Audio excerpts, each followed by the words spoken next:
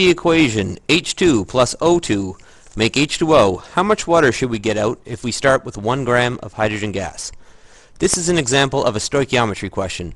When you know how much of one of the compounds or elements that you're starting with, you can figure out how much of your products you should get out. You can also figure out how much of the other reactant you need to make a certain amount of the product. But in this case, we want to know if we start with 1 gram of hydrogen gas, obviously we can only get so much water out of 1 gram of hydrogen gas, if that's what you start with. So let's figure out how much we can get. So first step in solving a stoichiometric question is balance the equation. Is this a balanced equation? No, it is not. To balance this, we need to put a 2 in front of the H2, so we know it takes 2 hydrogen molecules to go with hydrogen gas molecules to go with 1 oxygen gas molecule, and you will make 2 waters out of that.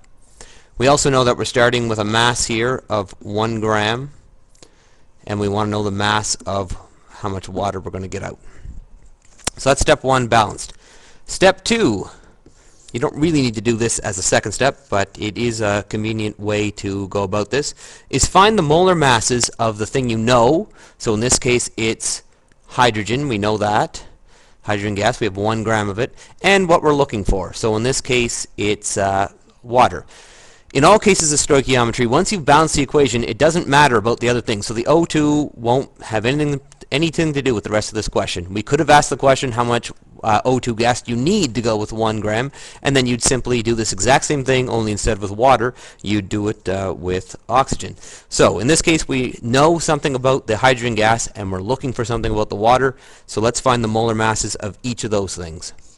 The molar mass of hydrogen gas is 2.202 grams per mole, and the molar mass of water, H2O, is 18.02 grams per mole. Again, these are read right off the periodic table. Molar mass of hydrogen is 1.01 grams per mole. Since it's H2, we have 2 of them. We times that by 2. Step 3 is find the number of moles of the thing you know. So if you think about this, the only thing we have any information about is the H2. So that's the only thing we can find the number of moles of. But that is the next step, is find the number of moles of the thing you know. So in this case, 1 gram is the only mass we know, so that's the only thing we can even use this equation for. And we divide out its molar mass to get a number of moles of hydrogen gas. And we get roughly half, or 4.95 moles. That's step 3. Step 4, we need to compare the 2 things that we're looking at. So in this case, it is hydrogen gas and water.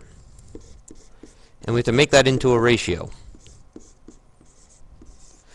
So this is where you needed to balance the equation. We know that it takes 2 hydrogen gases to make 2 water molecules.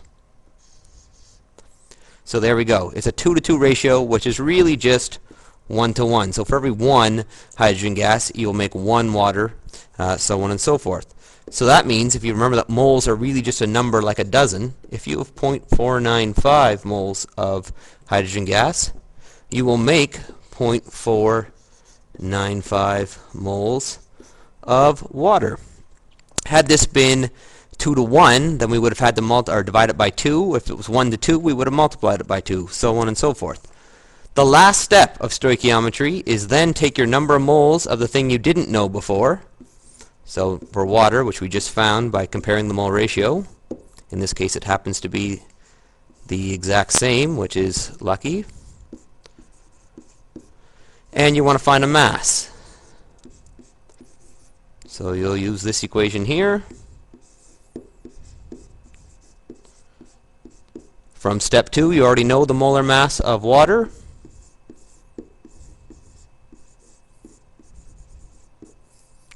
And we multiply those 2 things together, and the mass of water that we'll get out is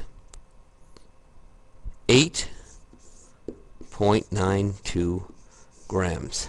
Now obviously that other 7.92 grams, if we take a look at the 1 gram for hydrogen, must come from the oxygen. But that's how much water we can create if we only have 1 gram of hydrogen to start.